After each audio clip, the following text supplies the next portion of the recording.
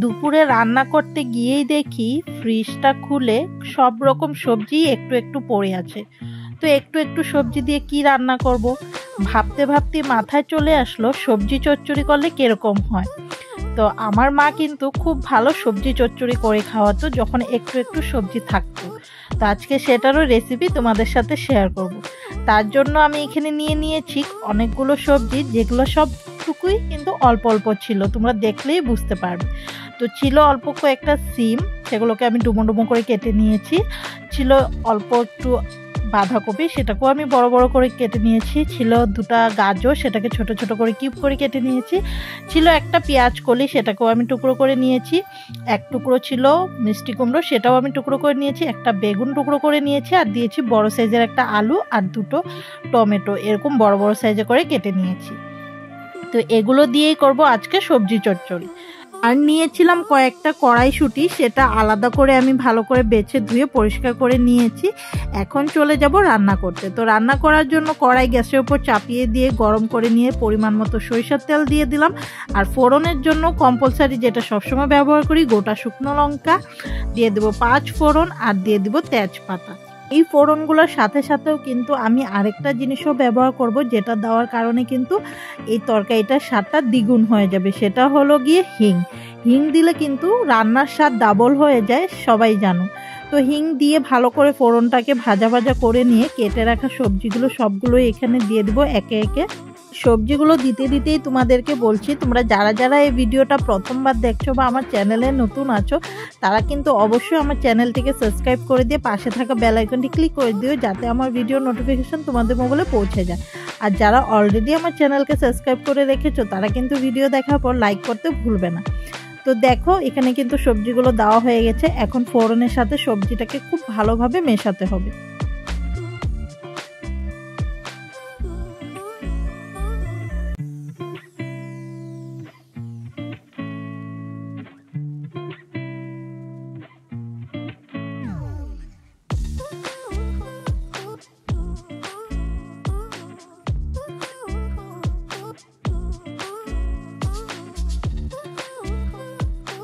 তো সবজিগুলো খুব ভালোভাবে মিশিয়ে নিয়ে দিয়ে দেব উপর থেকে নুন, তারপরে ঢাকা চাপা দিয়ে কিন্তু খানিকটা একটু সেদ্ধ করে নেব। তো ঢাকনা খুলে আবারও চলে আসলাম। দেখো এখন কিন্তু নুনটা মিশে যায়নি, আমি খুন্তি দিয়ে আবারও সবজি আর নুনটাকে খুব ভালোভাবে মিশিয়ে দিচ্ছি। তারপরে আবারও ঢাকা চাপা দিয়ে সেদ্ধ হতে দেবো। এই প্রসেসিংটা 1-2 বার করতে হবে, যতক্ষণ না সবজি থেকে জলটা ছেড়ে আসছে।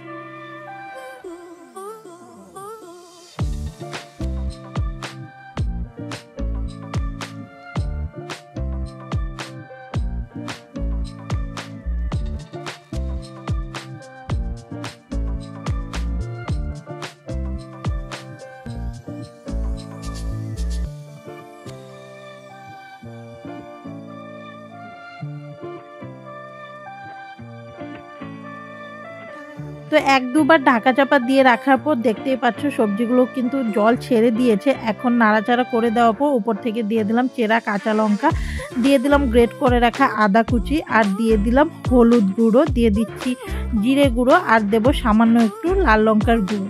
দিয়ে আবারও সবগুলো মশলাকে সবজির সাথে খুব ভালোভাবে মিশিয়ে নেব।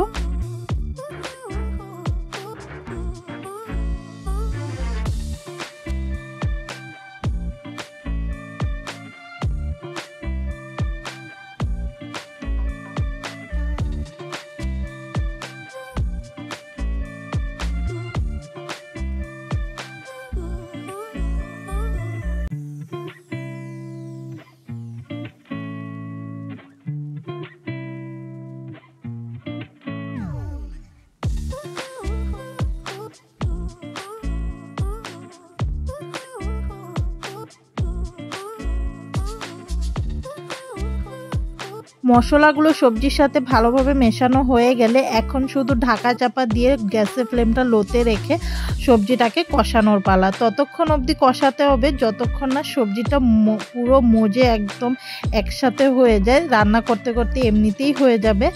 আর তারপরে দিতে হবে কিন্তু স্বাদ মতো চিনি। চিনি দিলে কিন্তু এই রকম নিরামিষ রান্নার স্বাদ ডাবল হয়ে যায়, সেটা কিন্তু মাথায় রাখতে হবে। চিনিটা মাস্ট দিতেই হবে, স্কিপ করা যাবে না। তো এখানে নাড়াচাড়া করে দিয়ে কিন্তু আমি দিয়ে দিব স্বাদ মতো একটু চিনি। তারপরে আবারও ভালোভাবে ঢাকা চাপা দিয়ে কষিয়ে নেব খানিকটা সময় নিয়ে।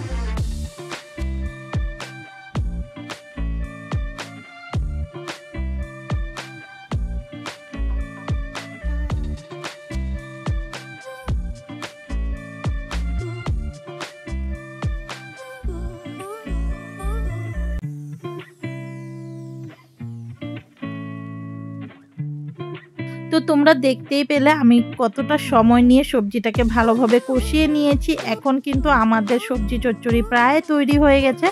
এখন চলে যাব সরাসরি তোমাদের সাথে সার্ভ করতে। ফাইনালি আমাদের সবজি চচ্চড়ি তৈরি হয়ে গেছে। ঠান্ডার দিনে কিন্তু গরম গরম ভাতের সাথে পাতলা মসুরির ডালের সঙ্গে এই তরকারিটা সার্ভ করে আমাকে কিন্তু কমেন্ট করে জানাতে ভুলবে না ঘরের সবাই কিরকম বলেছে খেয়ে, তাই না? তো সবাই ভালো থাকবে, সুস্থ থাকবে আর আমাকে অনেক সাপোর্ট করো।